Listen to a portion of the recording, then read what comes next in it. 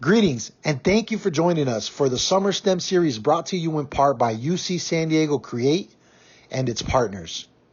UC San Diego Create is an educational research center located at UC San Diego and committed to providing equitable educational opportunities for all.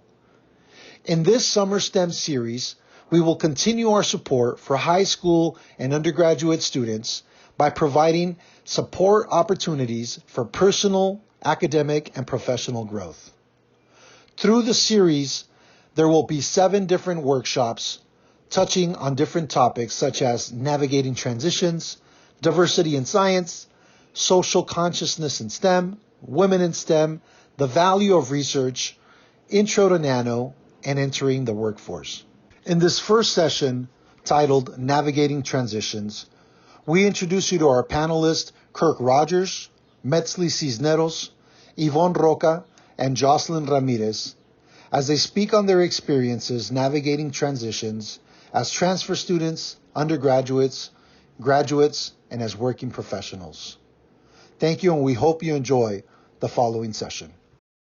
For outstanding individuals that are willing to share their journeys with you, and we will make an opportunity afterward for y'all to be able to ask questions that you might have.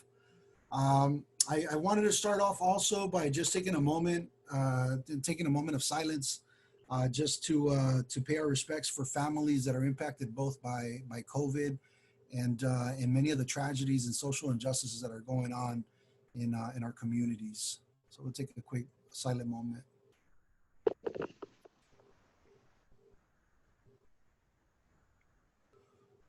Thank you. That being said, I also want to encourage you all to please, please bear with me as we're trying to traverse this whole virtual component. It's the first time I ever mediated something virtually here, so it's a little different because there's not that opportunity to read the room or see the raised hands and such. So bear with us. If you do have any questions or comments along the way, we'll ask you to just use the chat room to be able to capture those. And I did want to inform you all that we will be recording this session. So just be advised that we will do that. However, as I've previously mentioned to the speakers, if there's something, we don't want to take away from having a very genuine conversation. So if there's something that you feel we need to edit out of the finalized recorded version, please let me know so we can do so. I think we're almost ready to jump in. I did want to explain one more thing. This is the first of 7 different workshops that we're hosting through Create. And Create is an educational research center at UC San Diego. And the purpose of these lessons, these workshops are really to be able to support personal, academic, and professional growth, whether you're a high school student or a community college student or an undergrad student at a 4-year institution. We have understood that there's many different things that go along our journey that could sometimes make or break who we ultimately decide to become, the direction or trajectory that we take in life. And so each one of the sessions, which are mostly going to be comprised of panelists, are going to be looking at different topics that interface with our identity as scientists and as engineers. And so this being the first one, appropriately so, it's called Navigating Transitions. We'll talk to folks who will share their journeys from being the first going into higher education to going to community college to a 4-year, from undergraduate to graduate, and even from graduate school into industry positions or directly into industry positions, so that hopefully you can get an idea of what can be expected and what it might look like as you continue to move forward in your journey. So thank you for letting me share all that stuff. Without further ado, I want to get right to it and have you get better acquainted with our panelists. So I'm going to ask our panelists, thank you all for being with us again. I know likewise you have a lot of different things, responsibilities, and things that you need to take care of. So I do appreciate your time for joining us this afternoon. I will go down and ask you all to please introduce yourselves and take a few minutes to tell us more or less your background story, who you are, where you're at right now, and kind of how you got to where you're at right now. Do any of you want to start? Real quick, is it just if anyone has any technical difficulties, you can message me directly and I'll try to guide you through them. Also, Alberto said put any questions in the chat box, and then at the end, once we have Q&A, we'll let you unmute yourself and ask those questions. And also in the meantime, you can just be on mute. And thank you all for being here. And I encourage you to turn on your video cameras if you want, just to get to know everyone else that's in the room and do that networking on here as well. Yes, please. And you know what? Thank you, Laura. I do apologize. This is Laura. She is our person extraordinaire. If it wasn't for Laura, much of the things that we're getting to do wouldn't be happening. So thank you very much, Laura. And as she said, you know, please, we encourage you to turn on your camera so we can get better acquainted with you all. Great. So do any of our panelists want to get us started?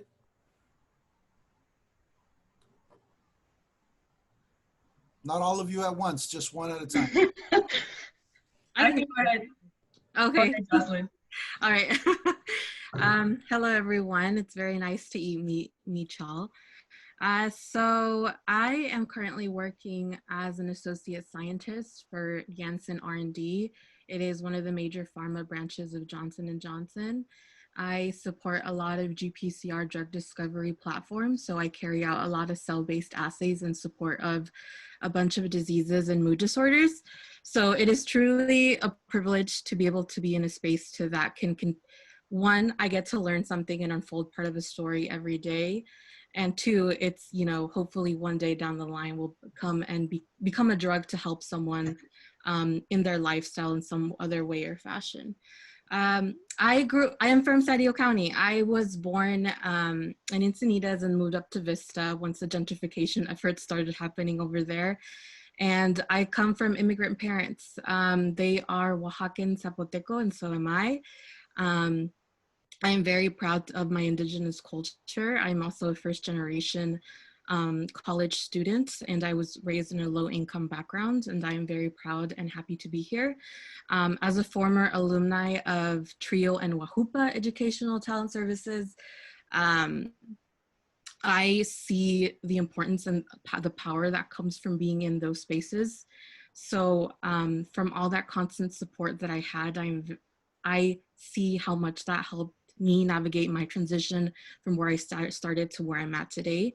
So I would like to take the opportunity to thank all of you for attending this right now, because these are the moments, the forks pretty much in your life that you'll be presented with to be able to navigate even further and meet amazing people and make better steps toward your career. So glad to be here.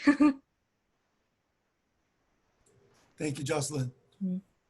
Metzli, do you want to go next? Yeah. Hello, everyone. My name is Metzli Cisneros. I usually go by Metz, shorter and quicker. I grew up in Azusa, California, and I went to school at UC San Diego. And from UC San Diego, I was able to get, you know, the mentorship from Dr. Olivia Molinar-Ingles, which was very pivotal for me to get to where I am now. But I have the opportunity and privilege right now to be at a PhD program at City of Hope, which is very close to my hometown. And that was definitely also something that I wanted to figure out for myself is, was me going to school or far or near from home, like, was that something that was important to me? And it definitely was. And I'm glad that I had the choice to be able to pick that for myself. I'm currently towards the end of my first year of my PhD program, and sorry, it's for biological sciences, and I'm very excited to be starting my lab soon, which will be with Dr. Jeremy Stark, and I'll be studying DNA repair. And just super quickly, because I had such an amazing mentor in my undergrad, that was very important for me when I was coming into my PhD program. Yes, it was important for me to like what I was going to be studying, but I understood that having that mentor role was very important for me to succeed. And so that was something that I really wanted to look for when I was coming into my PhD program. And so far, it has paid off well. So I'm very glad with the decisions that I have made.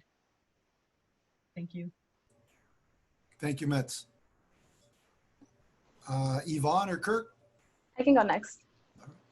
Hello, everyone. My name is Yvonne Boca. I'm a rising second-year medical student at UCLA. I was born in Long Beach, California, but I was raised in Tijuana, Mexico until I was 14 years old. And then I came to the US in the 8th grade. I went to Lincoln High School and then transferred to San Diego City College, where I studied biology. I then transferred to UC San Diego and I majored in human biology and graduated in 2016. I took 3 gap years before going into medical school because I'm also a first generation college student and low income student, and just I took time to work and just get more information about applying to medical school to take my MCAT, and I actually had to retake my MCAT. So it took me a little while to figure out what I wanted to do and just kind of transition to medical school.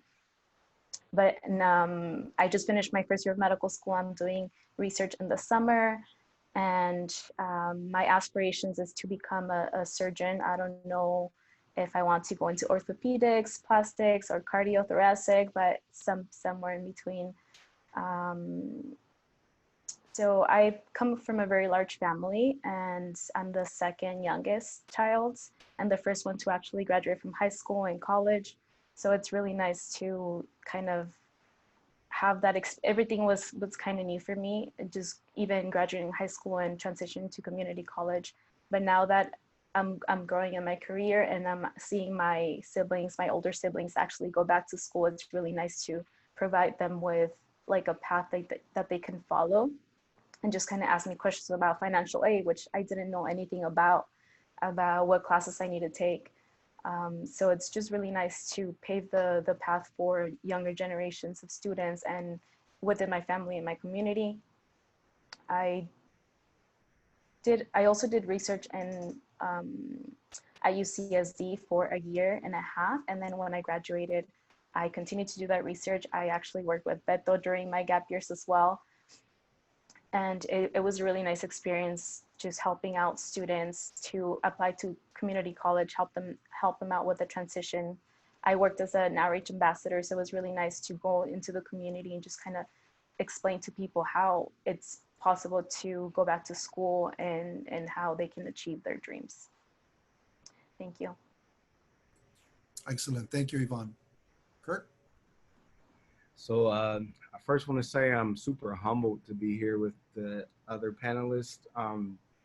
Like women of color in STEM is amazing, and that is a part of my research interest. So I'm super humbled because in addition to being an education major, I started off my degree as a pharmacy major. And I didn't make it through. I didn't persist. So I am super humbled and appreciative that y'all are here and that you are persisting through the STEM pipeline. So I just want to say that before I talk about myself, because that's really awesome to see y'all here. So I'm Kirk, from Georgia, originally Atlanta. I went to the University of Georgia. If anyone knows about the Georgia Bulldogs, that's my team. That's where I went to school. And I started off as a pharmacy major, and I'm assuming that many of y'all know like that the STEM area isn't very open to folks of color, folks who maybe went to schools in different areas. So I was really at a loss when I started undergrad. And so for me, my journey is extremely long because I started as a pharmacy major. I switched because I just couldn't make the grades. I couldn't find study groups that were open to like, you know, helping me as a young Black man who was coming into the space not having the same background, not having the same expertise. So like I honestly kind of feel like I was pushed out of that space as a Black man or as a man of color, period, it just didn't feel like my space. So I switched to sociology, like my second or third year of undergrad, and then I ultimately got my master's in education, and I became a teacher.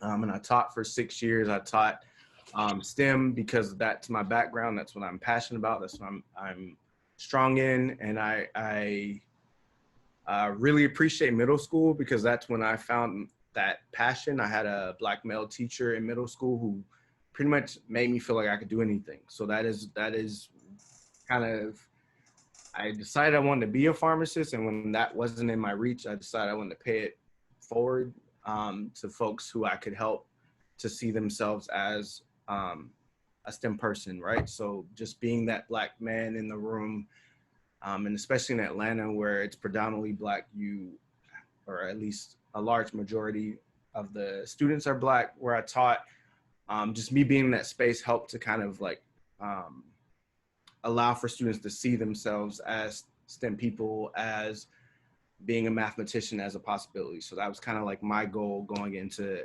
being a teacher. Following that, I taught for 6 years, and then I came here and started my PhD, and my focus is diversity in STEM, equity in STEM, STEM identity for people of color, for students of color, and especially for Black students, but like largely for students of color. Like I am obviously very passionate about Black students because they look like me, they are me, but I'm also passionate about all students of color or underrepresented groups. The fact that y'all are women of color is so amazing to me, that you are all three here and in the STEM space, because that is really my wheelhouse, and that is what I'm looking for and trying to foster more people like y'all into these spaces. So I don't know if all of that was coherent. I apologize. Well, good. Thank you. Thank you very much for sharing that, Kirk.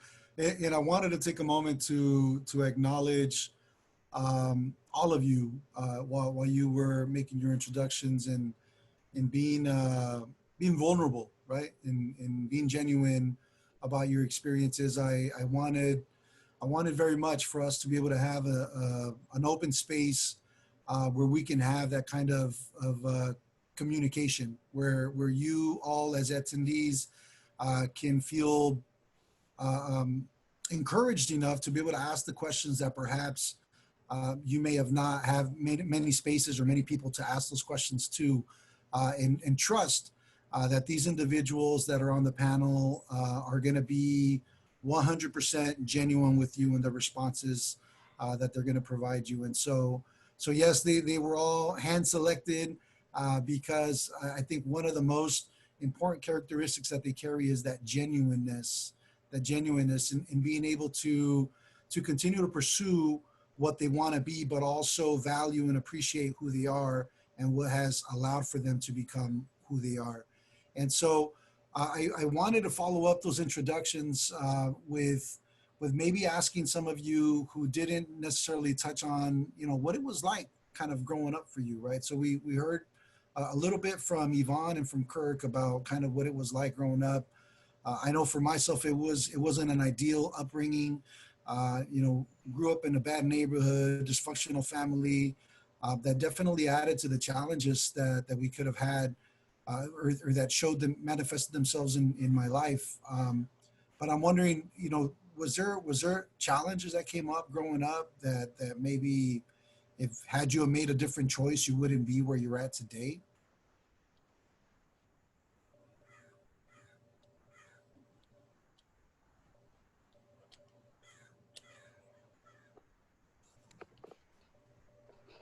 I can definitely speak to that if no one else wants to. Please. I think I just came up with a left hook too quick, man. I scared everybody away. They were like, "Whoa, hold on a second, that's too quick, too fast, right?" So maybe we'll warm you up to that. But Kirk, yeah, please, if you can get us there, that'd be fantastic. Yeah, I mean, you kind of spoke to this earlier, Beto, is that I'm kind of a unicorn, right? A Black male as a PhD. That's rare. And I do feel like there were times in my life where I could have made a different decision. I could have gone down a different path. A lot of my friends, I don't know if I should go there, but there are a lot of statistics that apply to a lot of my friends or the people that I grew up with. And yeah, like I grew up in Atlanta, so that's a different kind of space for Blackness, right? For Black people. Just I think that being in that space allowed for me to kind of see the diversity of Blackness, because I'm not sure that you get to see that everywhere. I think I got to see like, man, so there can be Black doctors, there can be Black teachers, there can be Black judges, there can be people of color who are doing all of these things that you don't generally hear about in school, that you don't generally see on TV. So like that being my backdrop really helped me. But in addition to that, like I had people in my corner who were pushing me forward. Like I had a teacher in middle school who told me I could do things, who made me feel like, all right, like you don't have to, like I got in a lot of trouble in middle and high school. Just silly things, nothing crazy or anything, but a lot of my friends were in my ear, you know, telling me, you know, to do things, school isn't important, blah, blah, blah. And I somehow stuck to that teacher who was also a Black male, who kind of spoke to me and encouraged me to kind of pursue things beyond what my friends were doing. And I wish that I could have like pursued STEM at a higher level or at a more like professional level, but I wouldn't change that for the world, honestly. Like I appreciate that I could then pay it forward to the students who I've come into contact with, who are students of color, that I could teach and help them see the joy of science and math, and let them know that that's a viable option for people of color. So I'm not sure if I answered your question, Beto, but I think there were multiple times in my life where I had options, and I just, I speak to the fact that I had folks in my corner, adults in my corner that kind of pushed me forward, because I'm not sure it was so much my choice as it was like the folks that were in my corner kind of like prodding me forward and helping me see that there are better options out there. And ultimately, obviously, it was my choice, but yeah. So would you say that having that type of support is important in getting folks to either believe themselves or push themselves in a positive direction? I personally think so, and based on what I've been reading and researching about like STEM identity, I believe so as well. So I think it's important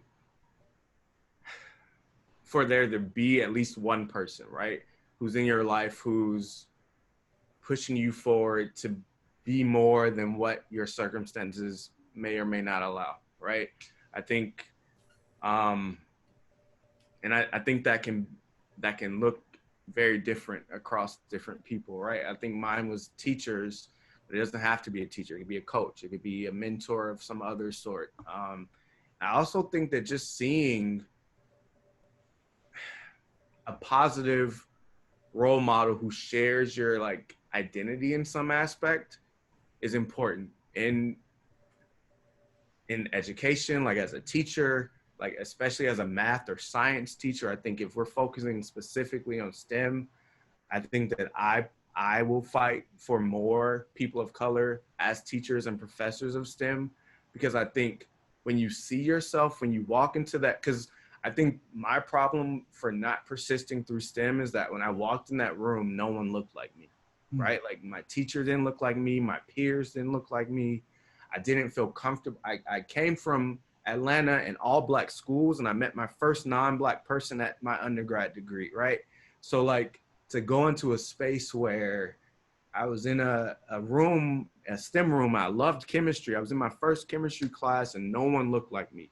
The professor didn't look like me. They didn't care about me. Like they didn't want to help me. It just, so I do think it's really important to have those people in that space, and they don't always have to be people of color. They can be, you know, allies who are fighting just as hard for us. But I think it's really important, you know, to at least see yourself in that space, because I didn't, and that's why I didn't persist. And I'm gonna be completely honest, that it didn't feel like my space when I did 2 years And I thought I was still going to try to push through, and I just chose not to because it didn't feel like my space. So I appreciate that. Thank you.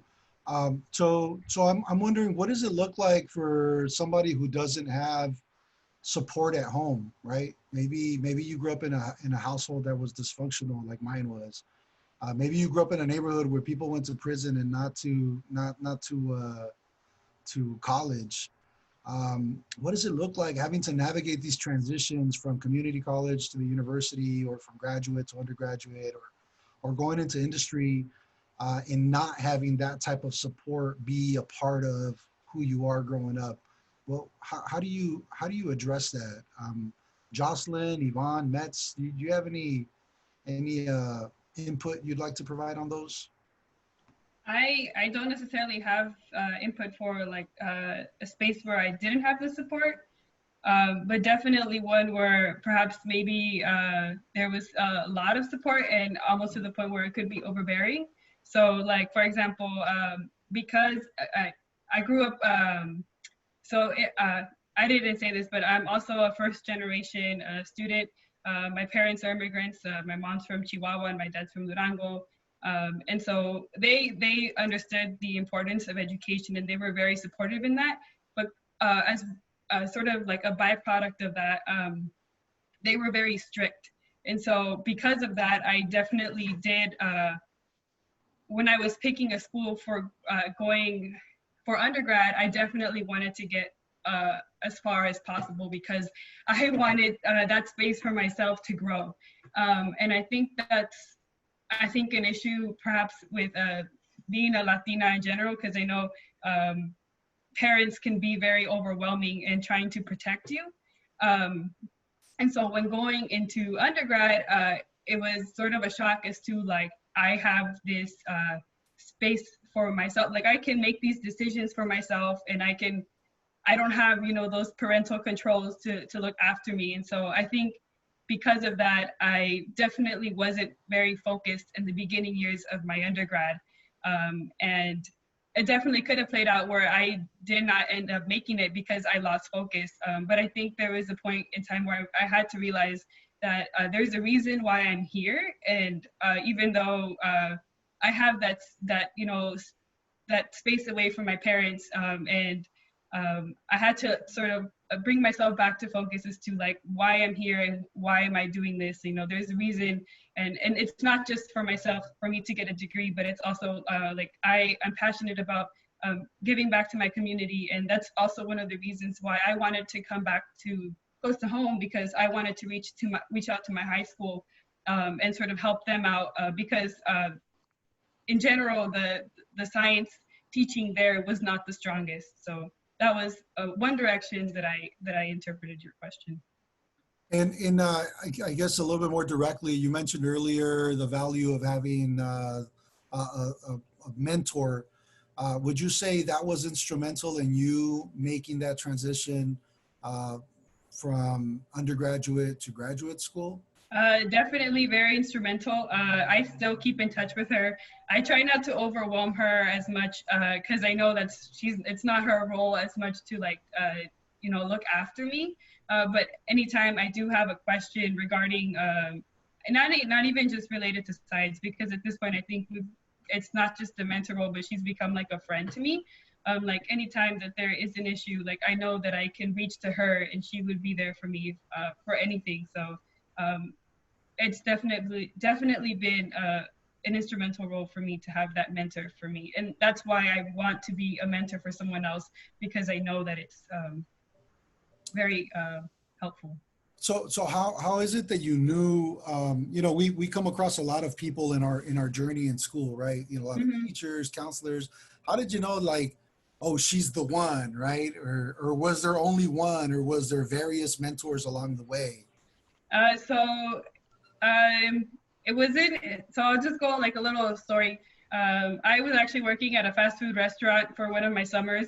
And it just so happened that someone who went to my high school and also happened to go to UCSD goes through the drive-through, and they tell me, oh, like, what are you up to? And I'm like, oh, I'm going to UCSD, I'm a bio major. And they're like, oh, are you interested in research? And I'm like, that's something that I wanted to get into, but I I haven't been able to, even though I've tried so hard, like it just hasn't happened for me. And they're like, you should apply to this program. And so then that at that moment, even he was very instrumental in me joining. It's called IMSD, and they're the ones that got me into basically the lab that I was able to join in undergrad. And I was able to pick from from various labs from that program, but I purposely chose one where it was a Latina PI, or in this case, you'd be like your boss, um, hoping that I would be able to get sort of that mentorship from a Latina.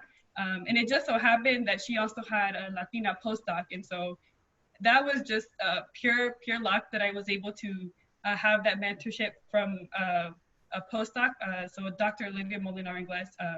But I didn't realize how lucky I was when I first joined the lab. But I'm very glad that I did make those choices.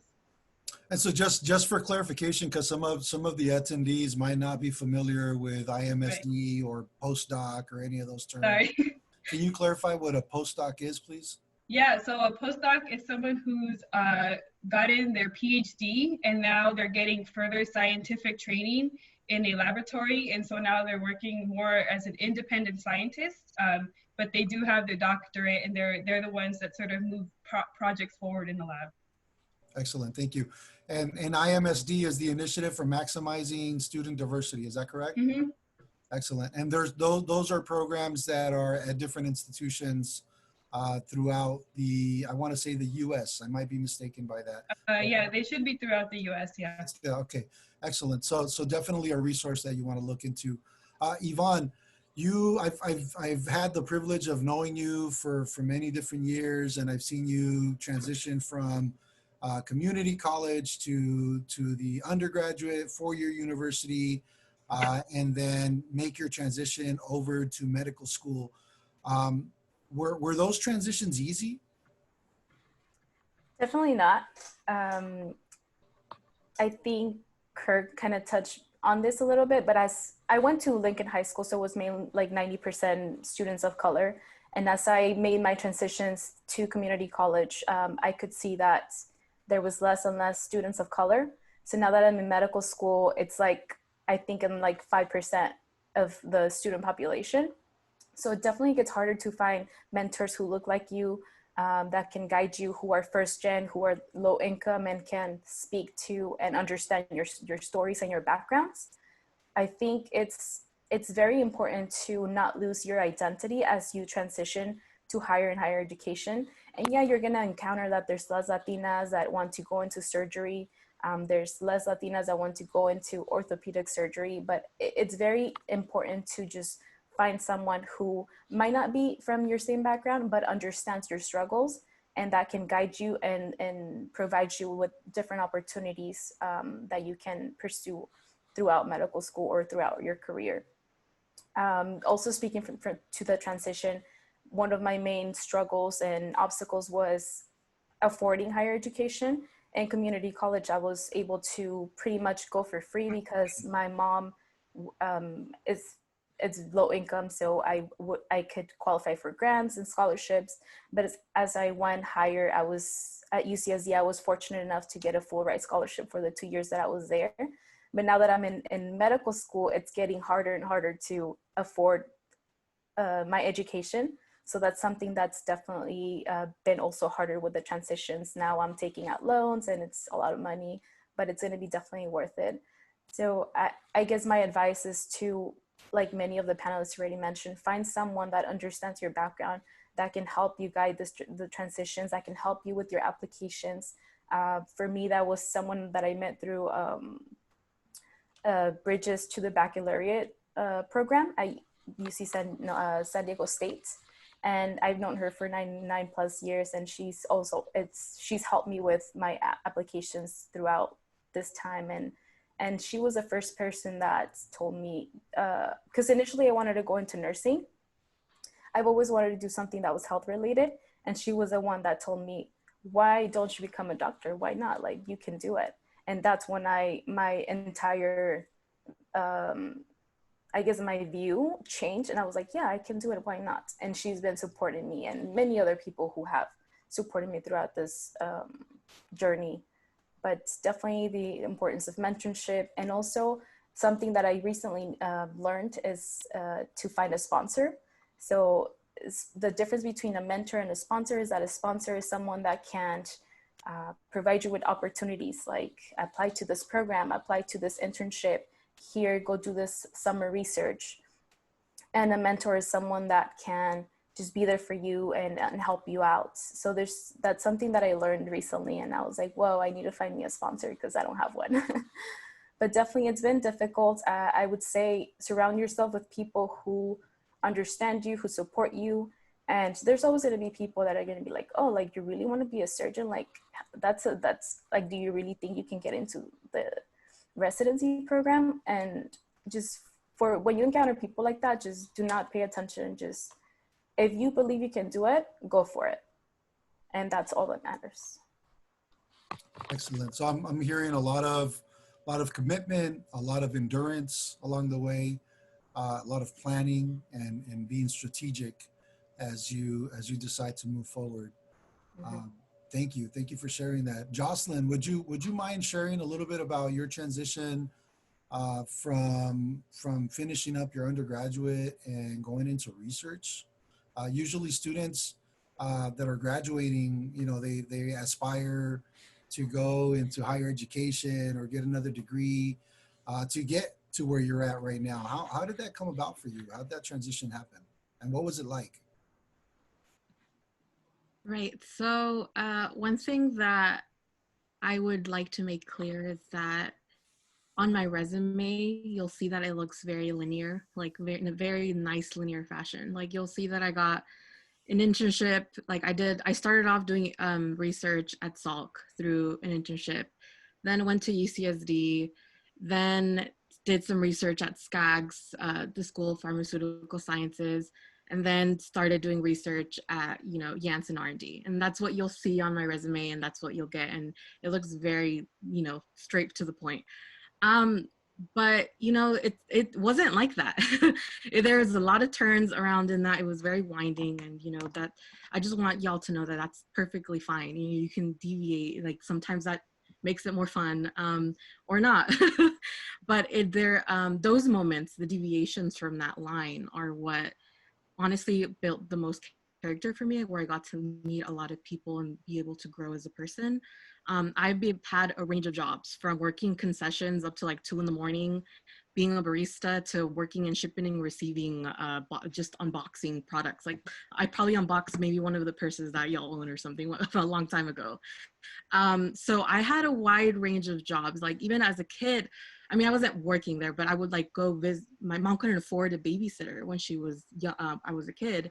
So she would take my brother and I on her house cleaning duties. So I just felt like I was all over the place, you know? So growing up with uncertainty, you know, it was very hard to have that focus in the long term, right? Because everything would just spiral left, right, or at least it felt like that way. So it's at that age and that time, it was a little harder to be able to see myself through that trajectory. And if you don't see yourself going that way, that's okay, because you can end up there, you know? It's just a matter of staying focused and like Yvonne was saying, identifying those mentors and people that will help lift you up. And it doesn't specifically have to be on that like career or job that you are looking for. I mean, it definitely helps if it is. But when I was working as a college mentor for UCSD True Outreach programs, my mentor was a variety of people who were nowhere near STEM fields, you know, but they were busy helping me help other students, but they were also helping me grow as a potential mentor to future students in STEM. You know, how do I engage in those conversations with students who just don't see themselves in that fashion? You know, and then also one thing that really motivates me in like moving forward with all of this is knowing all the people that will get to see my face when I'm like, you know, in lab, when I talk to groups of people. I recently volunteered at one of the Salk Institute high school outreach events, where that's where they recruit their interns. And that's how they recruited me. One of my high school teacher took me there when I was in 11th grade, and I felt so uncomfortable when I was there, because I still remember that day. I was like an 11th grader, and I was looking around the entire room, and it was about 300, 400 high school students, and POC numbers were super low. And then I believe everyone who presented, I felt like I could not identify with them, but I was still really interested in research, right? So despite feeling uncomfortable and like I was the only one, I still wanted to pursue that. And so that's why I had to make sure I came back later to be one of the students who invited future high school students to this, because I didn't want other students to feel that way, you know? And, you know, it's not necessarily easy. Like, I'll go out and do it and I'll speak, but like the day before I was like, can I still do this? I'm like getting anxious. Like, I have to speak in front of a lot of people, and I would tell myself, no, I have to go. I have to be there for those students who I know are going to feel like me that way. And that day I actually met a student who could not speak English. So I found out he didn't understand anything that we said. Someone had to translate it on the spot. And I found him and I like ran to him and I like had that conversation with him that I know he was not going to have otherwise if I wasn't there. So those are the kinds of things that I think are very important when you see yourself as being one of the only people in this space. You know, obviously it is not your job to do it, right? Because that can also take up a lot of energy, but it is an opportunity to open spaces for other students as well. Wow, thank you. So I heard very much not only about your personal, you know, navigation of transitions, but also assisting in the transitions of others, right? And recognizing the importance of being able to see somebody that looks like you. I also wanted to take a moment to kind of acknowledge that as we're, you know, because certain folks are minimally represented in the sciences, it's not always easy to find somebody that looks like you, somebody that you relate with. And even if you do, sometimes they're so stretched thin because they have to, you know, show their worthiness in science. They have to, you know, fill in so many certain different roles, right, to be champions for diversity and equity, that sometimes it can be challenging to have a commitment, you know, as a mentor. So I guess what I'm getting at too is that, you know, it's oftentimes people that don't look like you also that have, you know, that have the ability to help shape who you become, right? And not only that, I would add that there's oftentimes people that don't look like you that have access to certain resources that you perhaps wouldn't have access to. So I wanna encourage you all that as you're looking for mentors or sponsors, as Yvonne just informed us about, that you keep that in mind, right? That you think of, you know, somebody that you can feel comfortable with, somebody that can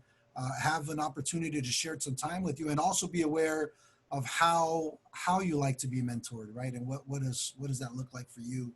I wanted to take an opportunity to invite all of the attendees at this point to start, you know, sharing with us any questions that you might have for any specific panelist, so that we can definitely make sure that we're able to get answers to that. So while we wait for some of you to drop in a question in the chat, I guess the next question that I can open up to all of you is, if you had one piece of advice for an aspiring scientist or engineer, what would that be? One piece of advice for folks. And again, I'm just buying time till all y'all start dropping some questions in the chat, by the way, okay? So, andale, move your fingers and type something in. Also, you can raise your hand and we can call on you.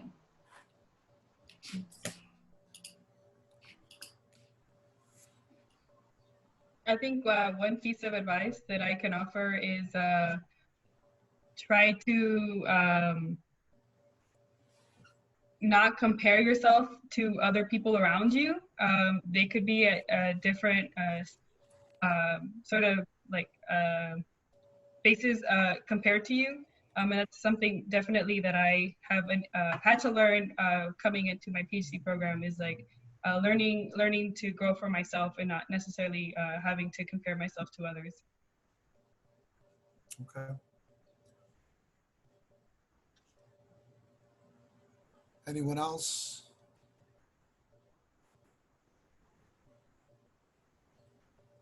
How do you land a research opportunity? I know so the composition of the team of the group that's here attending today, by the way, are predominantly undergraduate students. We have a handful of community college students, and we even have some graduate students. So if I'm a community college student or an undergraduate student, and I'm trying to get published on a paper or get into a research lab, what are some ways that would be ideal for me to be able to do that? And so Jocelyn, Yvonne, or Metz. I can speak to that. When I was at UCSD, what I did to find my PI was I went to office hours. So I took a class in cell biology, and I went to office hours every single week. And during office hours, I would ask a lot of questions and just kind of, I also asked my professor about her personal research and what she was doing in her lab. And at the end of that quarter, she actually came up to me and asked me if I wanted to join her lab. So that was kind of weird because I never asked for the position, but she actually saw that I was interested in what she was doing in her lab. So she offered me that position. Now that I'm in medical school, I approach it a little different. I'm actually doing research over the summer, and I just went on the UCLA website and I found a bunch of faculty that, and the way UCLA has it is they have like their own profile and their research interests. So I just read through a bunch of profiles from different faculty, and I found a few that I was interested in, and I just emailed them and asked for the opportunity to do research with them during the summer, and just kind of mention a few points about what I liked about what they were doing, what I'm interested in, and what kind of projects I would be interested in doing. So that's two different ways. I'm sure that there's more ways to approach this. I would also encourage you to go to, if your school provides any kind of research mixers with professors, then that would be another opportunity. And one piece of advice, I guess, is don't be shy to speak, to advocate for yourself, to talk to professors. I know it can be intimidating sometimes. At least for me it was. I was like, oh, what am I going to tell them? Like, I don't know what to say. But just go for it. Don't be shy. Don't be nervous to approach a professor. Most of them are very, very approachable, and they're actually happy to talk to you about their research. So just go for it. Try to go to all the events that you can, that your school offers, and just don't be shy. Email them. Excellent, thank you. And since we're talking to you right now, we actually got a question in the queue that I think maybe you can start us off with. But it's basically, how do you go about finding the right sponsor or mentor? And I think we've kind of brushed on this earlier, but if you can touch on that, that'd be great. That's a great question. It's actually not, at least for me, I haven't found a sponsor yet, but from what I've learned so far is that you just kind of have to, if you find a person that you look up to and someone that you see yourself, for example, like let's say I found a general surgeon who's Latina and she's doing great, amazing work, and I want to be like her, then I can just go up to her and ask her, or email her and ask her, hey, I'm a first generation college student. This is what I need. This is what I would like to, I'm looking for a sponsor that can help me out with opportunities. And majority of the professors will respond to you, and a lot of them are interested in mentoring and sponsoring students. So you'll be surprised how many of them will respond to you. Again, the importance of mixers and just kind of networking, you'll be surprised how many people are interested in helping you. And so what if I send a message and I don't hear back from them? Should I get butthurt and not continue to persist, or what do you suggest? I mean, because it happens like that sometimes, right? You send an email and you don't hear back, and we get our feelings hurt. and Yeah. that sometimes it can prevent us from continuing to move forward. What do you recommend? Yeah, definitely don't get your feelings hurt. A lot of people are very busy and they get like 100 plus emails a day. So if you don't get a response the first time around, try emailing them maybe in a week or so. And then if you don't get a response again, then just try someone else. There's plenty of people in your schools that can help you out. Don't get fixated on one specific person. Definitely send out emails to multiple people, and just when they respond to you, you might get someone that says, hey, like, yeah, I can help you out. And then someone else can be like, oh yeah, I'll be happy to provide different opportunities for you. So you kind of get the feeling of how much interest this person has in helping you, and just choose a mentor that way. Excellent, thank you. You're muted, Beto. Yeah, I just saw that. So who went to community college? Yvonne, you went to community college. Jocely, did you do community college or not? Metz, did you do community college? And Kirk, you didn't do community college, right?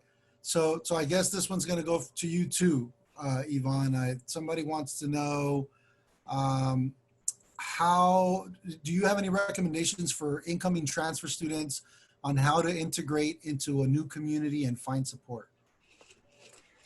Yes, so there's multiple like groups within community college that have different I guess missions. When I went to San Diego Community College, I was part of the MESA program, which is for mathematics, engineering, and science majors. And that's where I found the support that I needed to surround myself with a group of students who are also pursuing something related to STEM. And you just found in your community people who you can study with, who can give you advice.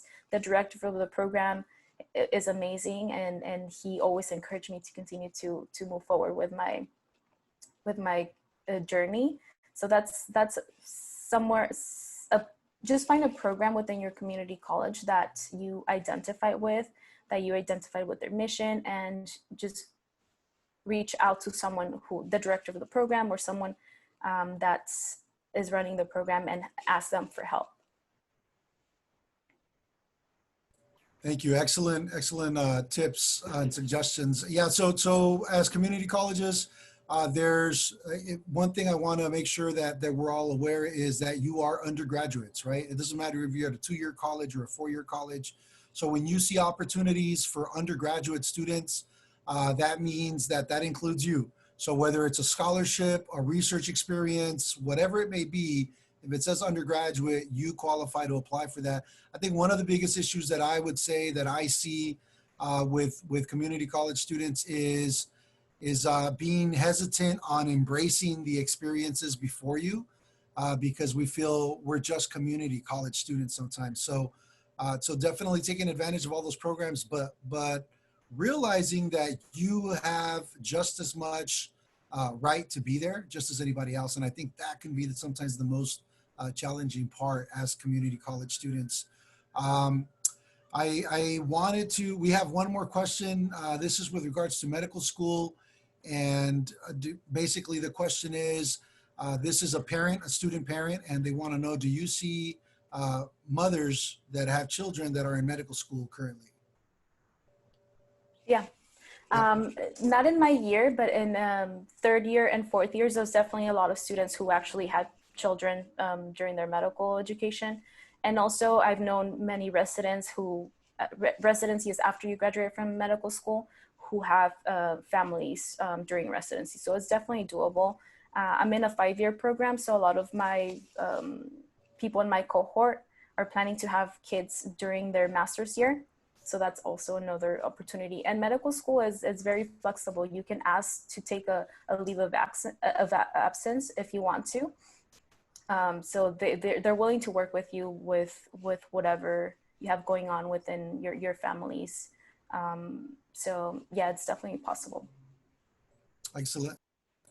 Thank you. Thank you for sharing that. We did have another comment from someone who also wanted to share that sometimes we come from communities where we don't have, we might be a little bit further out, maybe out in the country or on a reservation, and not have the typical type of resources or outreach programs that happen. So they were suggesting to make sure that you take advantage of the multicultural centers that may exist on the university that you're arriving to, as a place to at least initiate a type of contact or start figuring out what other resources may be that you can learn about from that first place. I want to be mindful of time because we have about 5 minutes, and I want to be respectful of everybody's time.